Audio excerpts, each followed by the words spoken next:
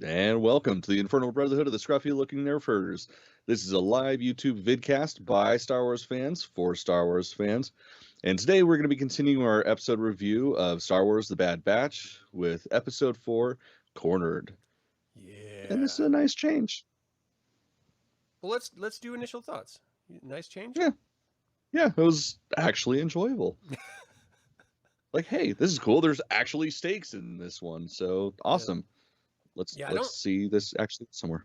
I wouldn't say this was like an amazing episode by any stretch of the imagination. No. But comparatively to last episode, it was great. Yeah. Like, I had to keep telling myself, you sat through 2 seasons of Resistance. If this is bad, you can sit through this too. Yeah. It will get good eventually. And luckily I didn't have to do that for very long. Hell yeah. Yeah, I enjoyed the first half of this episode was kind of meh. You know, it's like a regular Star Wars gaming session if anyone's ever played the D6 or the D20 Star Wars games, where you just sort of sit around and talk about what you're going to do for a little while. But the second half was just pure action. And it reminded me of Attack of the Clones type action, like flying through cities and stuff. I don't know. I had a really good time with the second half of this. Plus, Fennec Shand. Yeah, that was pretty dope. I mean, come on. I mean, the only bad side about that is then the whole episode, I'm trying to do the math, like figure out how old she is in The Mandalorian, which doesn't matter at all. Yeah.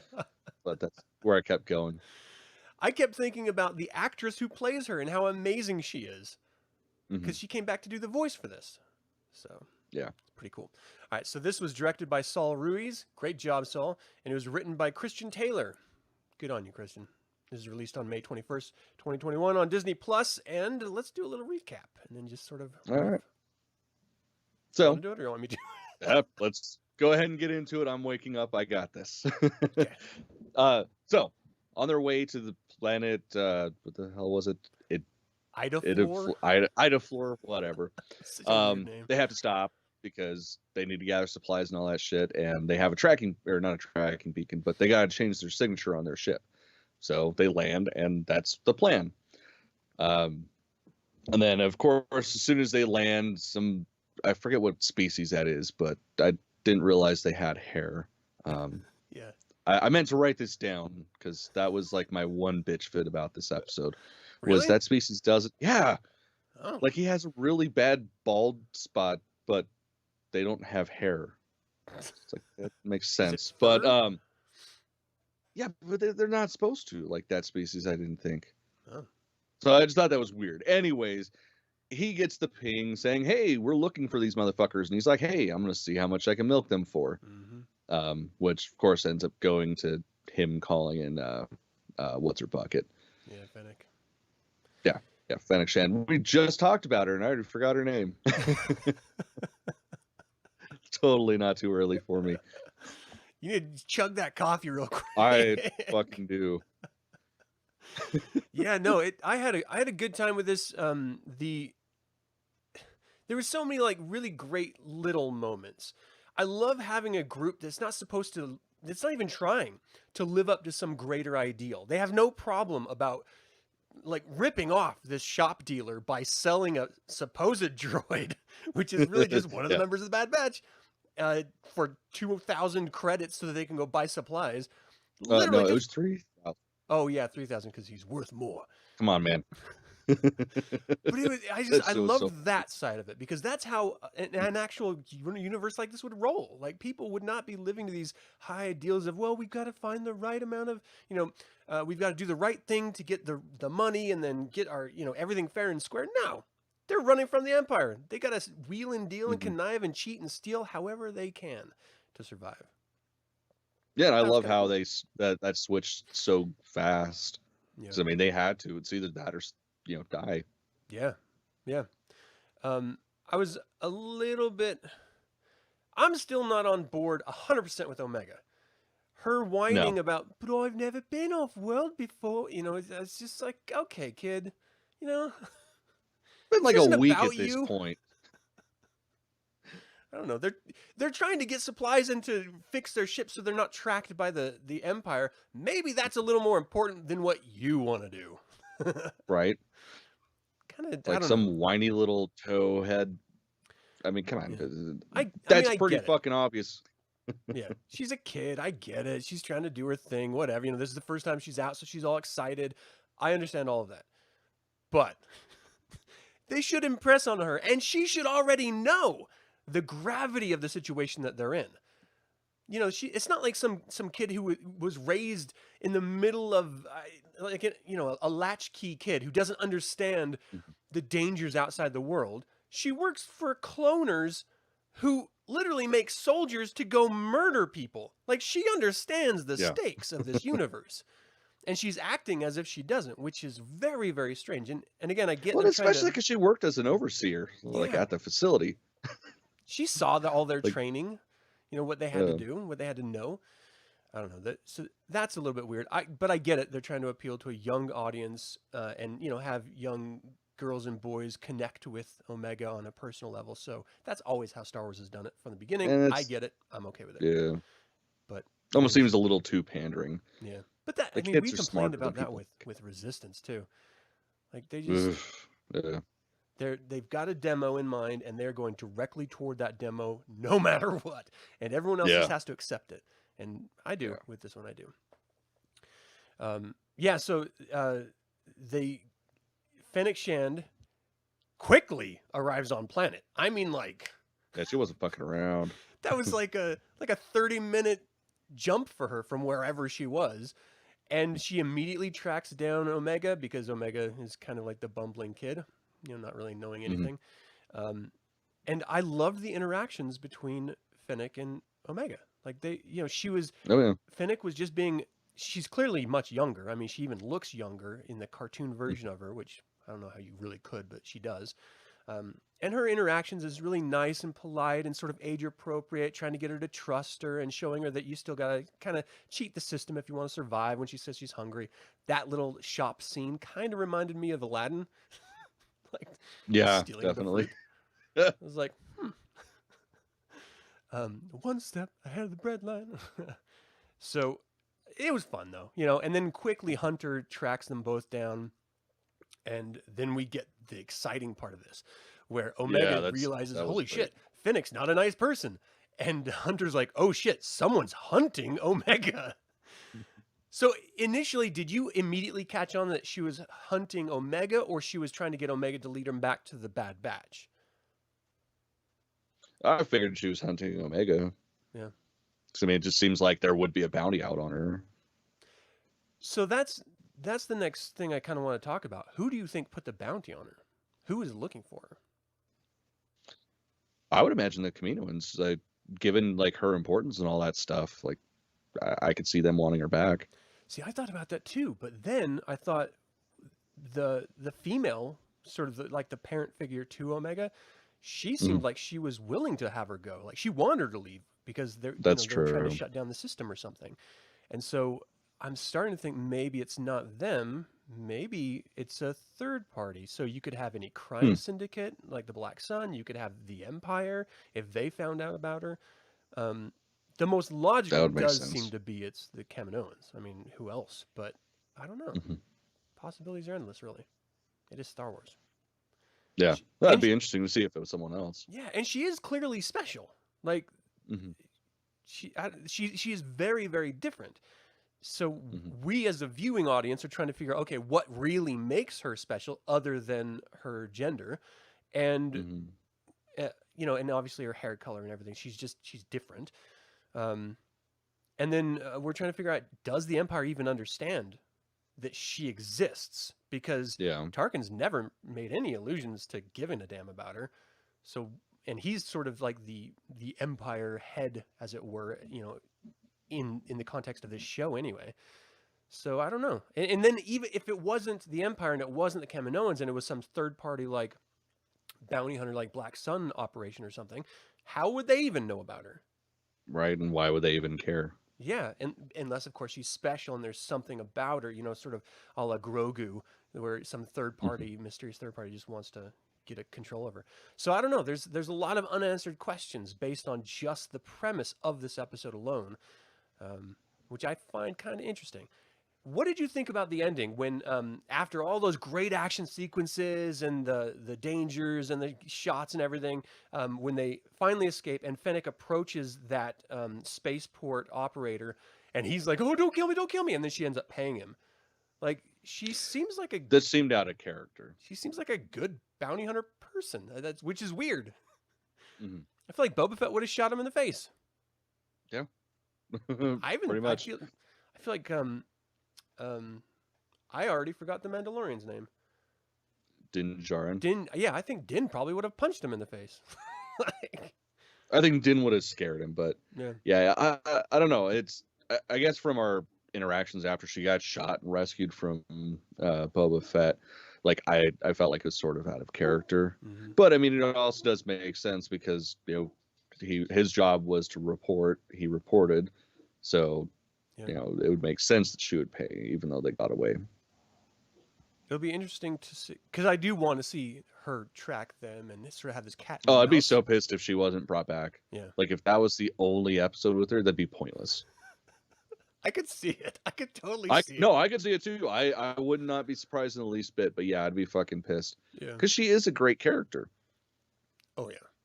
Well, the thing is like in The Mandalorian, they set her up to be this massively feared, powerful bounty hunter that one bounty hunter could not track down on his own, and so he had to conscript Din to help him. And then we actually see how badass she is when she's sort of rescued by Boba Fett and sort of given a second chance at life. And then we saw how badass she is in this episode, just in her interactions with the Bad Batch and how she was holding her own against, I think it was like up to 2 of them at one time. Yeah, which was really great, and tracking them through the sewers and all that type of stuff, which was a lot of fun. So I do kind of wonder if she's going to be.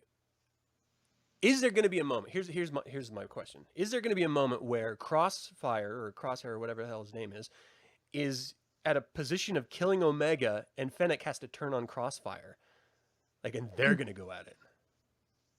That'd be fun to see. Yeah, that's what I want to see. I want to see Fennec whip Crossfire's ass, and then that big dopey clone dude just rip the chip out of his head. Mm-hmm. Yeah. Then we could have the team. That would be pretty funny to see. Anyway, I still don't know about how I feel about him. Crossfire or the big dopey guy? No, fucking Wrecker. Wrecker, yeah. Yeah. I'm actually warming up to Wrecker.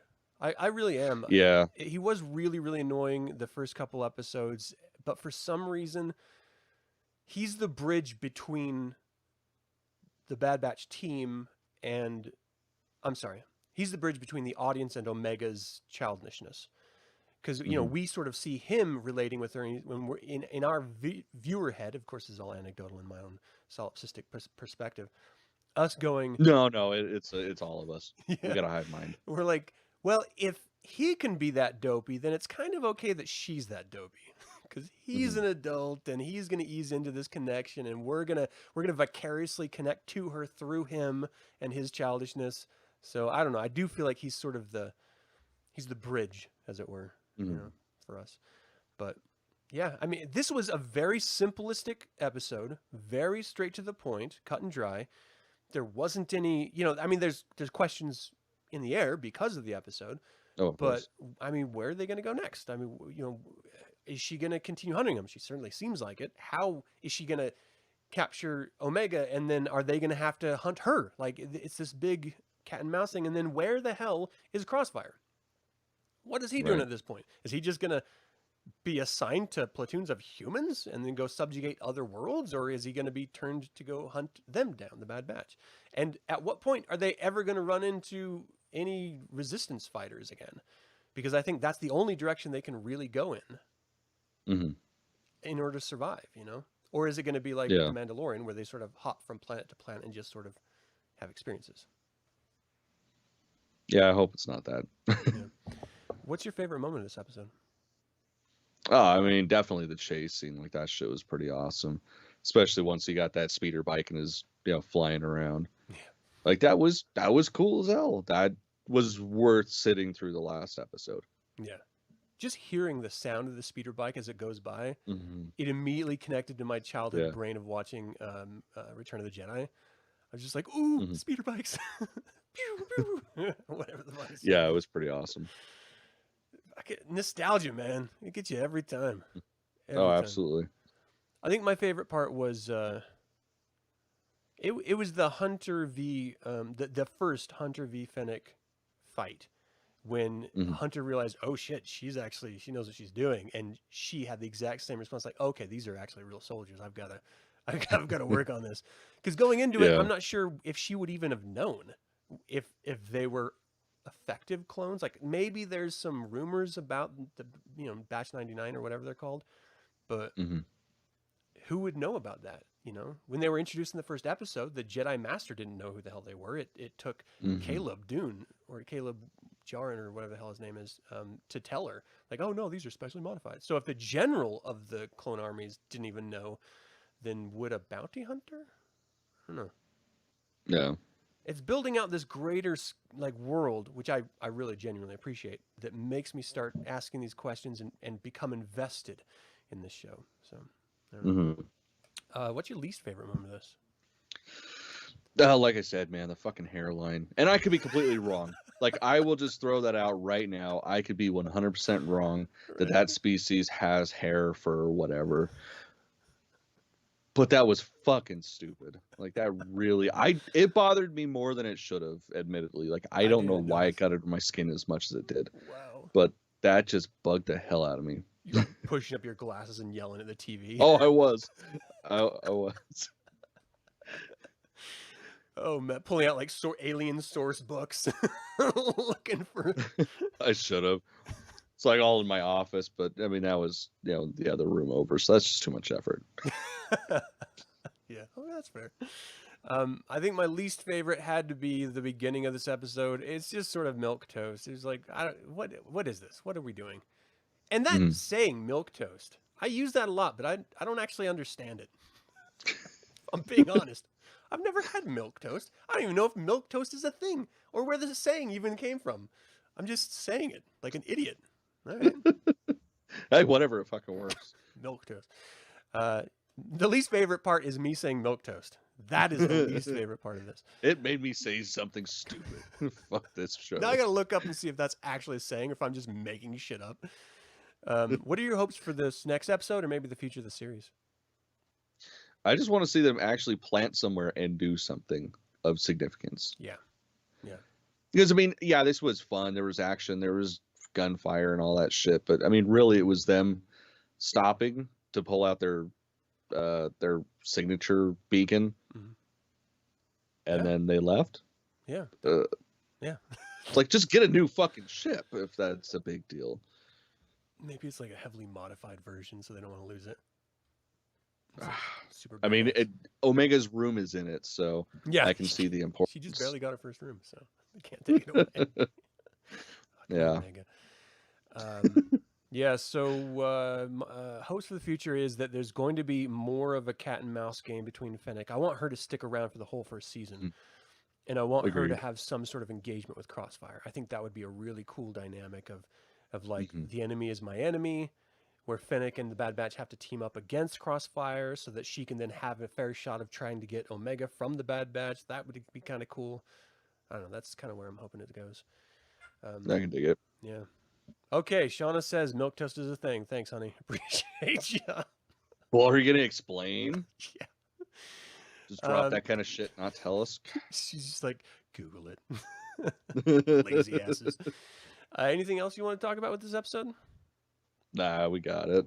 Okay. Well, thank you all so much for tuning in both live in chat and after the fact. We invite you to subscribe to the YouTube channel. Click the little bell to get notified whenever we have a new episode. And like it. Like the videos. Because I want you to. It makes us very happy when we see those little thumbs up. Validate me. Till the next time the Infernal Brotherhood convenes, may the Force be with you. Just rip it out. Or just tell me what to rip out. God damn it, I fucked it up.